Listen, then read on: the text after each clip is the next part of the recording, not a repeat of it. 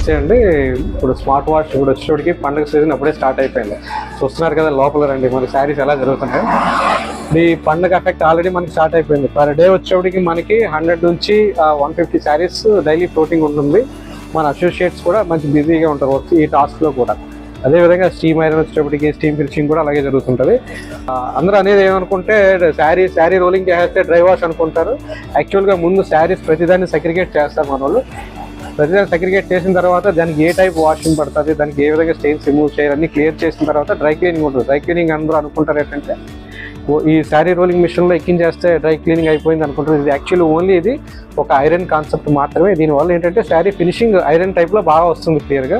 And యాక్చువల్గా దాని dry cleaning అనేది ఒక లిక్విడ్ ఉంటుంది మనకి, పెర్క్ ఆయిల్ అనేసి. అందులో ప్రతి శారీ వాష్ అవుతుందండి. కలర్ డివైడ్ చేసుకుంటాం మనం, దాంట్లో స్టెయిన్స్ ఇష్యూస్ ఏముంటాయి అన్నీ చూసుకుంటూ మనం చేస్తుంటామండి. శారీ వచ్చేటప్పటికి మనకి పాలిష్ పెడతాం. పాలిష్ పెట్టిన తర్వాత దాన్ని చూసుకొని మన వాళ్ళు శారీని రోలింగ్ మీద ఎక్కిస్తారు.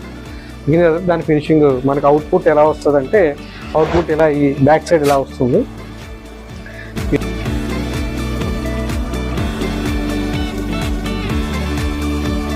ఇట్లా కంప్లీట్ ఫినిషింగ్ తర్వాత ప్రాపర్ ఫోల్డింగ్ దాన్ని క్లియర్గా నీట్గా ఫోల్డ్ చేయడం జరుగుతుంది.